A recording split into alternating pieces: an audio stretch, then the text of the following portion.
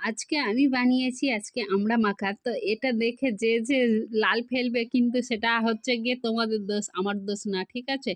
তো চলো আমি এখনো ভয়েস দিচ্ছি, এখনো আমার মুখে পুরো জলে ভর্তি হয়ে যাচ্ছে। যাই হোক এটা খেতে এতটা সুন্দর, এতটা ভালো হয়েছিল আমি রিয়েল ভয়েসটা দিতে পারলাম না। আসলে ওখানে প্রচুর ক্যাচর-ম্যাচর করছিল, বাচ্চাগুলো ছিল সেই কারণে। কি বলবো আমি এখনো গিলছি। তো যাই হোক হেব্বি হয়েছিল খেতে।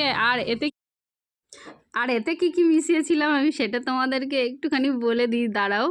আর চলো এটা হচ্ছে আমরা দেখতেই পাচ্ছ বড় বড় সবাই হাত বাড়াবাড়ি করছে। আসলে এটা সত্যিই একটা লোভনীয় জিনিস। তো সেই জন্যই আর এদিকে দেখো পড়ে গেছে আমার হাত দিয়ে গড়াচ্ছে।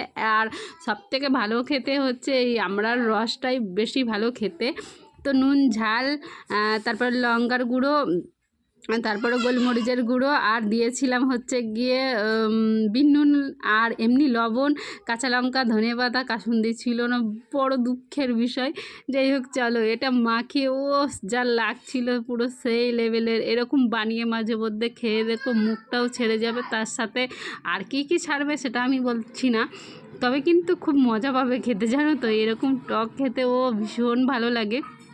যাই হোক চলো আমি এখন খেয়ে নিলাম আর আমি উঠে গেলাম হাত ধুতে, তা না হলে আমার আমার হাতে প্রচণ্ড পরিমাণে জ্বালা করবে, সেই জন্য হাত ধুয়ে ভালো করে হাতে তেল নেব।